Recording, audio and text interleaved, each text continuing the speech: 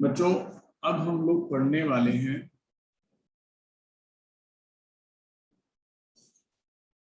Metal wire और the rod as the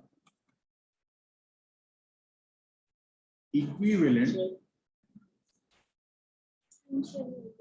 ओहो, अच्छा ऐसा हो गया क्या बच्चों? स्क्रीन दिख रही है ना? तो मेटल वायर और रॉड एज इक्विवेलेंट स्प्रिंग हमारे पास एक कॉन्सेप्ट है। देखिए हम लोग क्या करने वाले हैं। हम लोग मेटल वायर में बेटा ये पढ़ेंगे कि जैसे तुमने एक ऐसे वायर को या रॉड को पकड़ा और तुमने उस पर फोर्स लगाया। जैसे ही फोर्स लगाया तो इसके अंदर थोड़ा सा एक्सटेंशन आ गया जिसका नाम तुम लिख रहे हो x।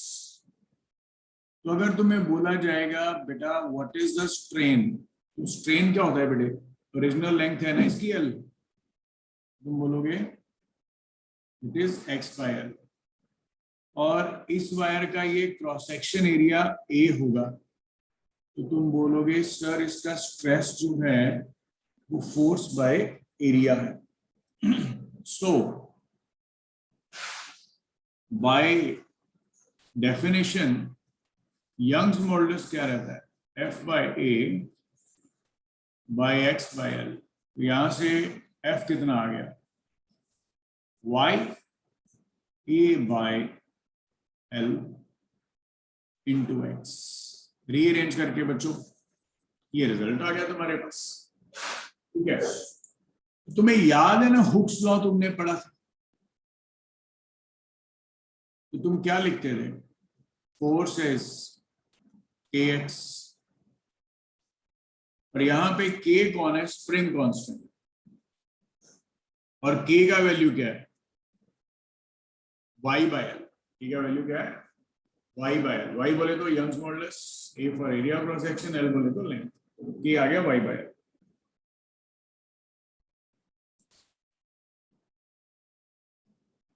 ठीक है, उसका नाम तुमने रख दिया इक्विवेलेंट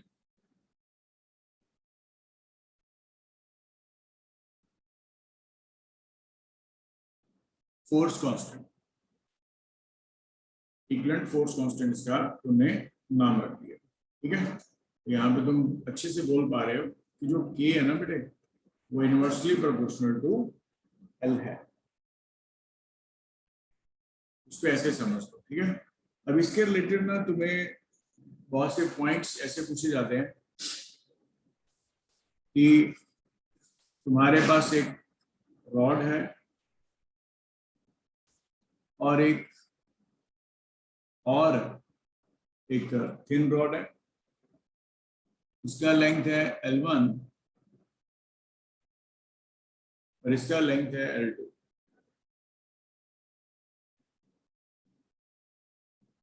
इसका मास क्या है? m।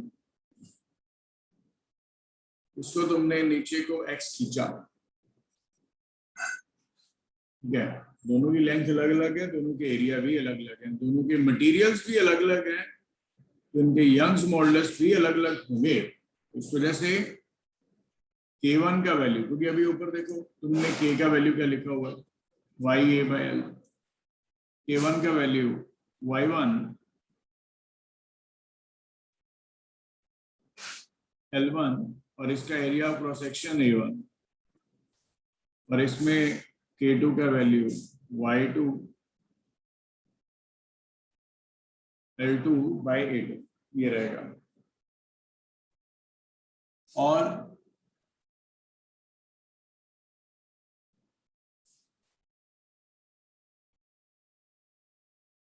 ये आ गया, ये आ गया तुम्हारे पास एक स्प्रिंग कांस्टेंट और इसका मास आ गया है K1 है और ये K2 है। सो इसमें जो तुम K लिखोगे इक्विवेलेंट कैसे लिखोगे, ये समझने वाली बात है, ठीक है। देखो, जब तुम इसको नीचे को खींचोगे बेटा x दूरी, तो क्या होगा, इन दोनों के कॉम्बिनेशन की वजह से मैं तुम्हें एक स्प्रिंग बता देता हूं, जिसका इक्विवेलेंट जो स्प्रिंग कांस्टेंट है वो K होगा, मास उसका mg होगा, पर उसके अंदर एक रिस्टोरिंग फोर्स आ जाएगा KSS, क्योंकि तुमने इसको नीचे को x पोजीशन नीचे खींचा। तुम इस वजह से KSX को mg के बराबर बुक करो, पहला पॉइंट तो ये आएगा, ठीक है। पहला पॉइंट तो ये आएगा, KSX की वैल्यू तो mg के बराबर पुट करोगे। और ये तुमने बोल दिया ये दोनों सीरीज में लगे। अब जब तुम इसको सीरीज की वैल्यू निकालोगे ना बेटे, तो वो आता है 1/kx। मैं तुम्हें अभी थोड़ी देर में बताता भी हूँ कैसे आता है ये रिजल्ट, और अभी के टाइम पे थोड़ा सा लॉजिक सीख लो। इसका ये वैल्यू आ जाता है ks is equal to 1/ks is equal to 1/k1 plus 1/k2, और यहां से ks का value k1 k2 bye k1 plus k2 आएगा, इसका रिजल्ट आएगा, ठीक है। Very simple, very simple.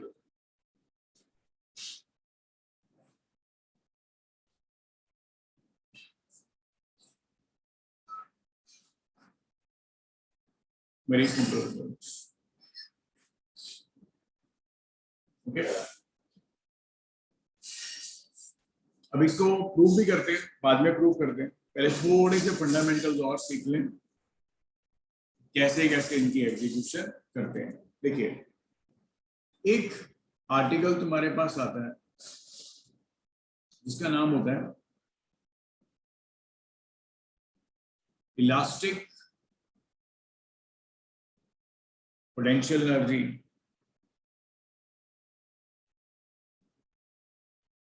stored due to elasticity के कारण जो पोटेंशियल एनर्जी हमारे पास स्टोर है, ठीक है। सुनिए कैसे क्या होता है। तुम्हारे पास एक वायर है, जब तुम इसको खींचते हो यहाँ पे फिक्स करके, तो क्या होता है, इसमें थोड़ी बेटा एक्सटेंशन आ जाती है, x इसमें एक्सटेंशन आ जाती है और फोर्स F लग जाती है, और इसकी लेंथ तुम्हारे पास L आती है। तो हम क्या बोलते हैं कि when a solid is elongated, then some work is done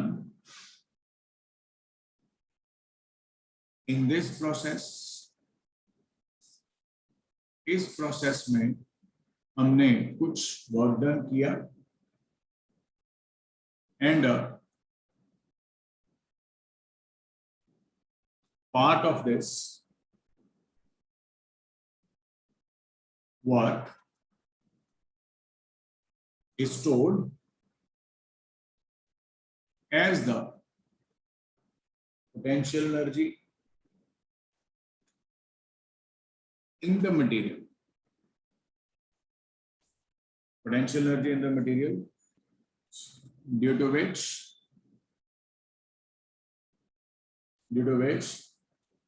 the restoring forces exist, जिसकी वजह से हमारे पास restoring forces जो होती हैं वो exist करती हैं, due to which the restoring forces exist। Okay, मतलब वही होता है ना रिस्टोरिंग फोर्सेस। जैसे तुम ये डिफॉर्मिंग फोर्स को रिमूव करोगे तो ये दोबारा से अपने ओरिजिनल शेप में वापस आएगा, क्योंकि जब तुमने फोर्स लगाया तो वर्क डन किया तो उसके अंदर क्या स्टोर हो गया, पोटेंशियल एनर्जी। उसके अंदर क्या स्टोर हो गया बच्चों, पोटेंशियल एनर्जी। वो जो पोटेंशियल एनर्जी स्टोर हो गया, जब तुमने रिलीज किया तो दोबारा से रिस्टोरिंग फोर्सेस के कारण उसने अपना ओरिजिनल शेप रीगेन कर लिया। ओके, सो यहाँ पे तुमने ये पढ़ा था बेटा, हियर तुम्हारे पास जो y होता है वो किसके बराबर है, f by extension by the original length l। तो यहां से तुमने f का वैल्यू कितना पढ़ा, y a by l into X being the extension. तो यहां से तुम्हें स्प्रिंग कांस्टेंट का पता लग गया, ये तुम्हारे पास y a बाय l आएगा, ठीक है। now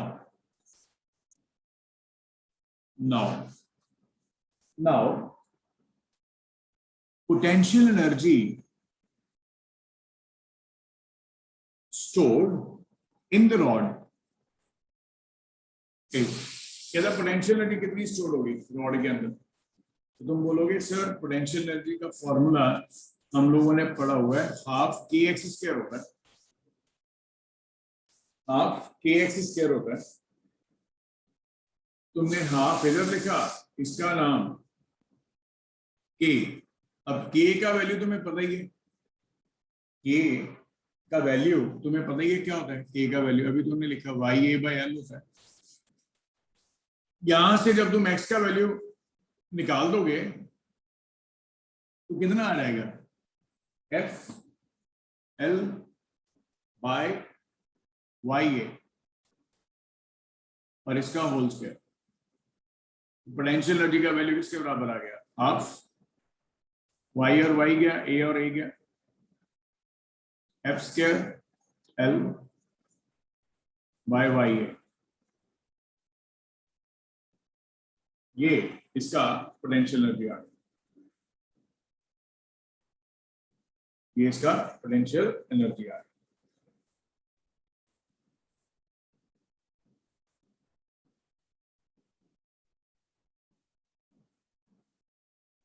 ओके, ये इसका पोटेंशियल एनर्जी आ गया। और अगर तुम्हें अब बोला जाए what is the density of elastic potential energy, density बेटा तुम्हें पता ही है क्या होती है, potential energy per unit volume. यहाँ पे तुम डेंसिटी का नाम ऐसे लिखोगे U के साथ, और पोटेंशियल एनर्जी बाय वॉल्यूम क्या आएगा, total area, area of cross section into length. तो बच्चों ये आ गया half F square L by Y A divided by A L. ये बड़ी जबरदस्त चीज बन रही है, इधर एफ हाफ आ गया और ये तुम्हारे पास आ रहा है एफ बाय ए का होल स्क्वायर इंटू एल और एल तो कटी गए, साथ में y आ गया, साथ में इधर y आ गया, ठीक है। ये आ गया तुम्हारे पास एनर्जी डेंसिटी का फॉर्मूला y के साथ, ठीक है। अच्छा, ये बहुत ध्यान से सुनना ये चीज। अब फोर्स बाय एरिया का नाम तुम क्या रखते हो बेटा, स्ट्रेस रखते हो इसका नाम को। तो इस तरह से तुम्हारे पास ये जो एनर्जी डेंसिटी है वो कितनी आ गई,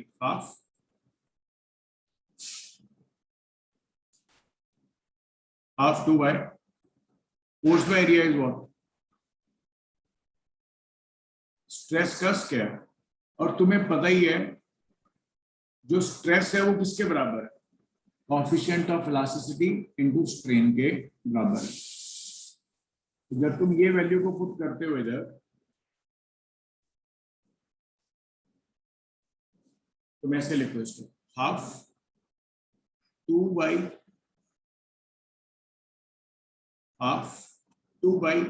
स्ट्रेस को ऐसे लिख दो, stress into stress.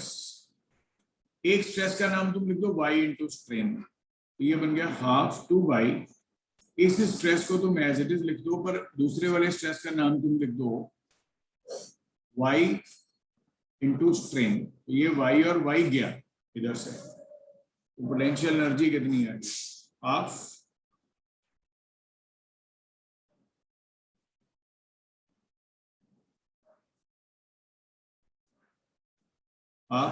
Stress into strain, ये रिजल्ट आएगा। ठीक है, ठीक है बच्चों, क्लियर हो गया ना। और यही U बेसिकली क्या होता है, ये U बेसिकली क्या होता है, potential energy per unit volume,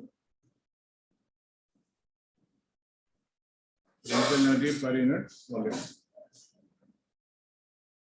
ठीक है, मतलब इसके तुम अगर यूनिट्स देखोगे तो ये आएंगे joule per metre cube, very simple concept.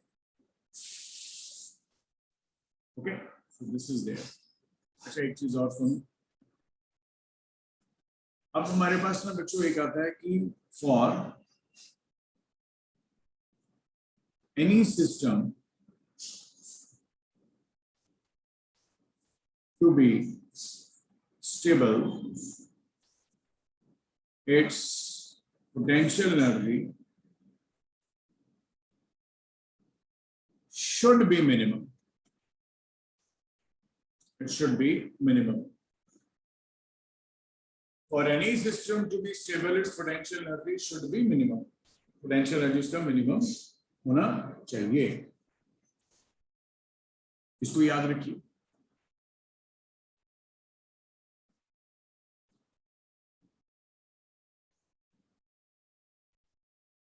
ठीक है, अच्छा एक चीज मैंने तुम्हें ये बता दिया था कि एक जो तुम्हारे पास होता है नॉर्मल स्ट्रेस, इसमें मैं तुम्हें बता दिया था शेप इसमें सेम रहती है, बट जो वॉल्यूम होता है वो चेंज कर जाता है। और एक होता है टेनेंशियल स्ट्रेस जो तुम्हें बताया था, जिसका नाम तुम शेयर स्ट्रेस भी बोलते हो। इसमें क्या होता था, इसमें शेप सिर्फ चेंज करती थी, बट वॉल्यूम जो था इसमें वो सेम था। जैसे बताया था ना, जैसे ये रॉड थी, तुमने इसको खींचा, रॉड की शेप में कोई चेंज नहीं आया, सिर्फ इंक्रीमेंट हुआ। और शेयर वाले में क्या हुआ बेटे, तुम्हारे पास ये एक ऐसे था और एक टॉप मोस्ट सरफेस था, तुमने फोर्स लगाया तो इसमें सिर्फ और सिर्फ ये शिफ्ट हो गया आगे,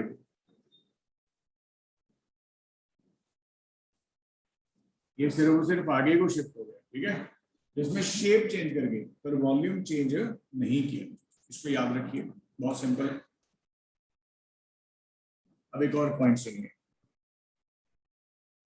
एक कॉन्सेप्ट आता है तुम्हारे पास थर्मल स्ट्रेस एंड स्ट्रेन, ये करवाते हैं।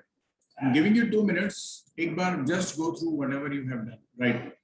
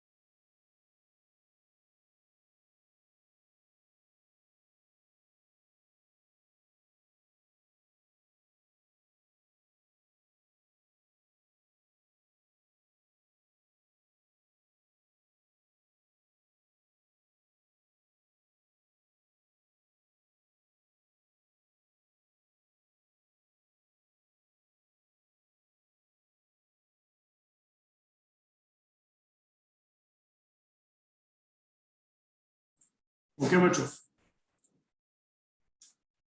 अब देखिए थर्मल स्ट्रेस और स्ट्रेन क्या चीज होती है बेटा। बहुत सिंपल, ये हमारा आगे आने वाला चैप्टर भी है, पर अभी के लिए तुम थोड़ा सा लॉजिक समझ लो, ठीक है। ये पर ये तुमने छोटी क्लास में भी पढ़ा हुआ है, उसका डिटेल तो मैं तुम्हें चलो कराऊंगा ही बाद में, इसका नेक्स्ट चैप्टर वही आता है। पर यहाँ पे तुम्हें ऐसे दिया जाता है कि तुम्हारे पास ये मान लो कोई लेंथ है, ओरिजिनल लेंथ 0 डिग्री सेल्सियस। जैसे तुमने इसको हीट किया ना, तो क्या हुआ, इसकी लेंथ जो थी वो बढ़ गई, इसकी जो लेंथ थी वो बढ़ गई, और कोई टेम्परेचर T आ गया, कोई टेम्परेचर T आ गया, कोई भी, ठीक है, कोई भी टेम्परेचर T आ गया, तो इसका टेम्परेचर पहले से बढ़ गया, तो इसका लेंथ हो गया बच्चे L, इसका लेंथ तुम्हारे पास क्या हो गया L, ठीक है। मतलब ये तुम्हें थर्मल प्रॉपर्टीज में बताया जाएगा लॉजिक, पर अभी के लिए तुम यही समझ लो कि जो मेटल्स होते हैं they expands on heating, heating पे ये एक्सपेंड कर जाते हैं, they expands on heating, they expands on heating, ठीक है। और अपन एक वर्ड यूज करते हैं जिसका नाम होता है अल्फा। अल्फा क्या रहता है, कोफिशिएंट ऑफ लीनियर एक्सपेंशन। ये हम पढ़ेंगे आगे, पर इस चैप्टर में सिर्फ ये idea, because an idea can change our life, है ना, इस वजह से। सो कोफिशिएंट ऑफ लीनियर एक्सपेंशन एक वर्ड रहता है। लीनियर एक्सपेंशन बोले तो लेंथ चेंज करे, एरिया चेंज करे तो एरियल एक्सपेंशन, वॉल्यूम चेंज करे तो वॉल्यूम एक्सपेंशन। तो ये आया change in length by original length into the change in temperature, the change in temperature.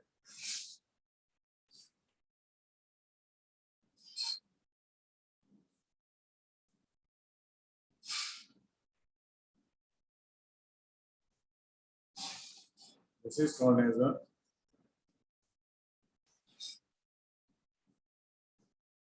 L का value delta L by L nought delta T।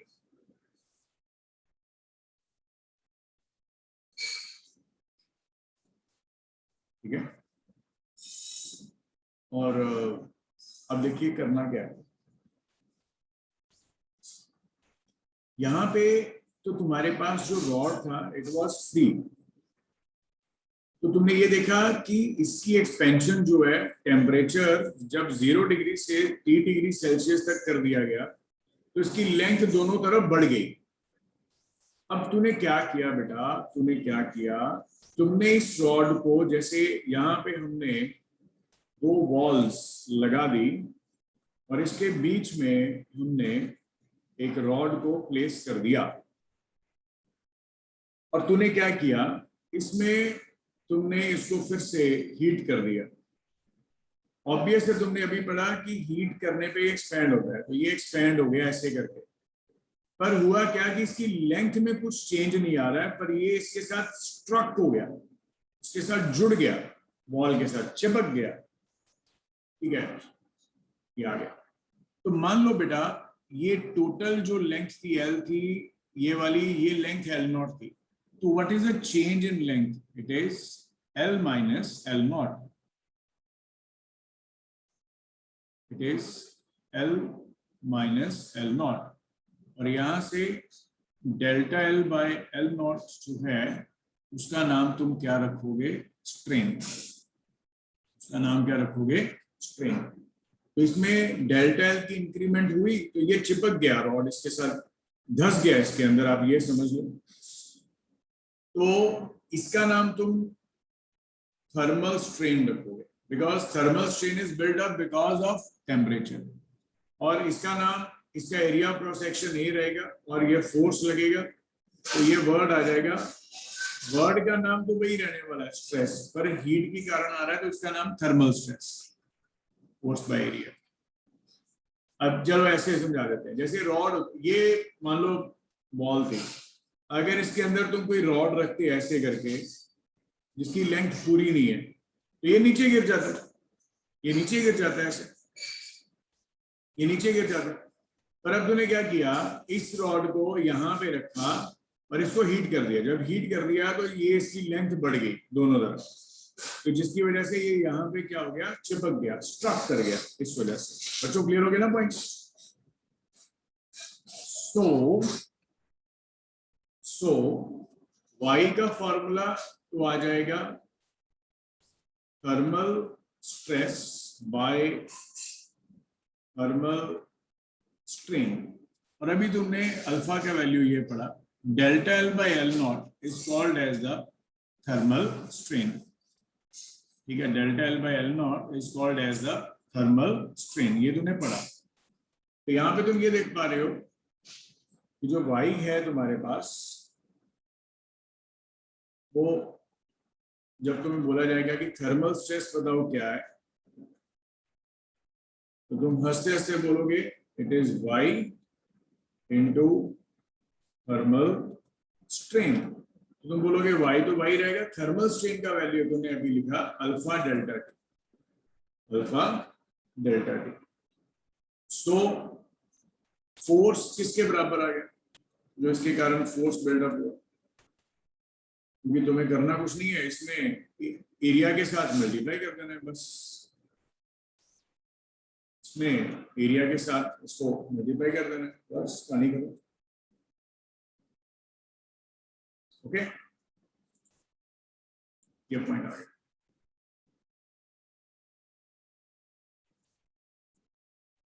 फिर बेटा तुम्हारे पास आ गया Poisson's ratio. Poisson's ratio, Poisson's ratio कुछ एक नया टॉपिक है, नया पॉइंट है, नई सोच है। तो क्या तुम्हारे पास एक रॉड होगा, उसकी कुछ ना कुछ ओरिजिनल लेंथ होगी, कुछ ना कुछ उसका ओरिजिनल रेडियस होगा, ओरिजिनल लेंथ एंड रेडियस। अब तूने क्या किया,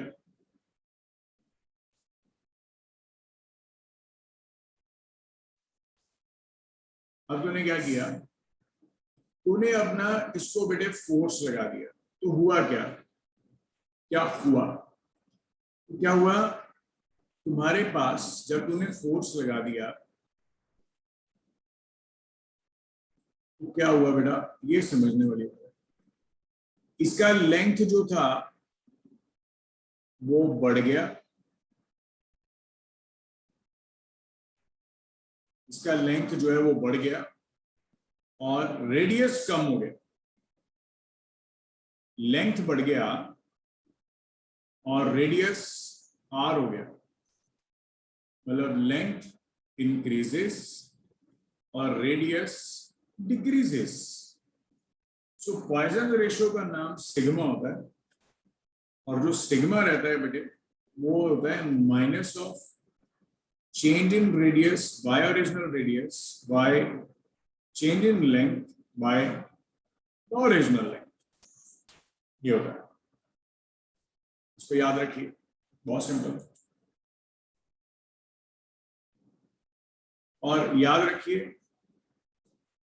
थ्योरेटिकली सिग्मा की जो वैल्यू होती है वो -1 से 0.5 तक लिया जाता है थ्योरेटिकली, पर प्रैक्टिकली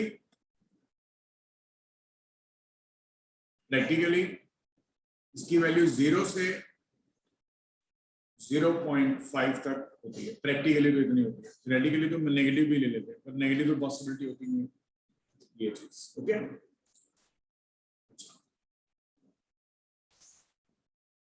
अब एक और पॉइंट देखो, नेक्स्ट पॉइंट आ गया, change in density of a liquid, liquid की डेंसिटी का change in density of a liquid. देखिए क्या है, अब हम इसमें लिक्विड में क्या मानते हैं कि due to the pressure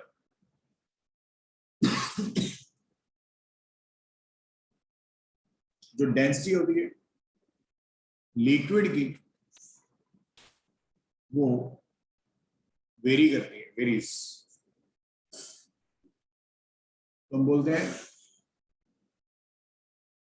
density increases if we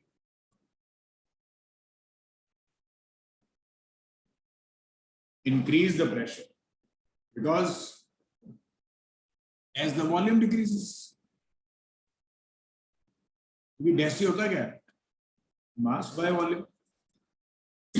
pressure बढ़ाया, वॉल्यूम कम तो डेंसिटी बढ़ गया, ठीक है ना। सो density is what, mass by volume. तो इसमें देखो, ऑन अप्लाइंग द प्रेशर, जो मास ऑफ द लिक्विड है बेटे वो चेंज नहीं कर रहे, mass of the liquid is not changing, ठीक है ना। सो तुम ये बोलोगे rho is what, rho is what, mass by volume. इस वजह से तुम्हारे पास डेंसिटी के रेशियो में rho by rho dash by rho is what, mass same रहेगा, वो आ रहेगा वी बाय वी डैश, ठीक है। But now let me tell you, तुम्हें अभी बताया था अल्फा क्या होता है, change in length by original length into the temperature change, ये अल्फा होता है। ये क्या होता है, अल्फा, ठीक है। क्योंकि टेम्परेचर बढ़ाने से अल्फा चेंज करता है ना।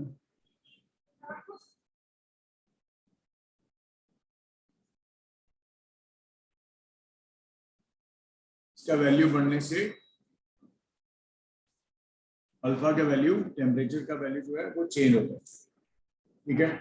अब तुम्हें ये समझना है कि मान लो पहले इसका वॉल्यूम V था, जब तूने वॉल्यूम बढ़ाया तो V प्लस dV हो गया, मतलब फाइनल वॉल्यूम जो था हमारे पास V प्लस dV हो गया। मतलब बोले तो rho dash by rho is V bye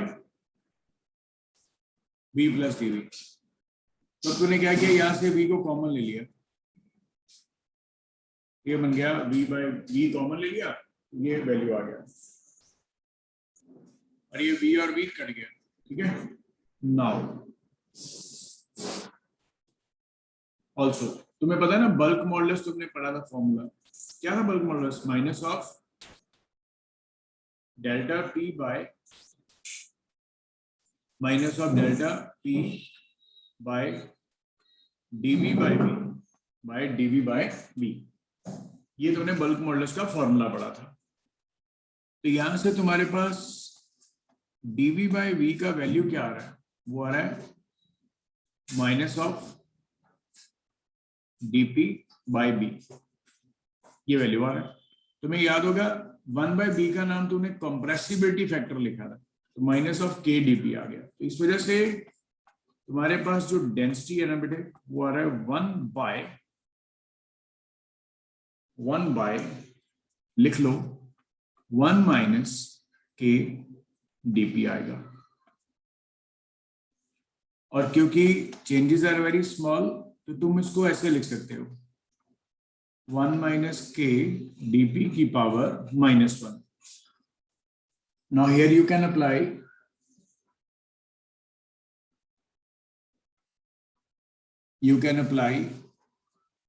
binomial theorem. You can apply the binomial theorem, मतलब पावर जो होती है वो हमेशा आगे आ जाती है, याद है ना। तो रो डैश फाइनल डेंसिटी जो आएगी वो कितनी आएगी, 1 + k dp। ये बेटा हमारे पास डेंसिटी का रिलेशन आ गया। This is the relation of the density.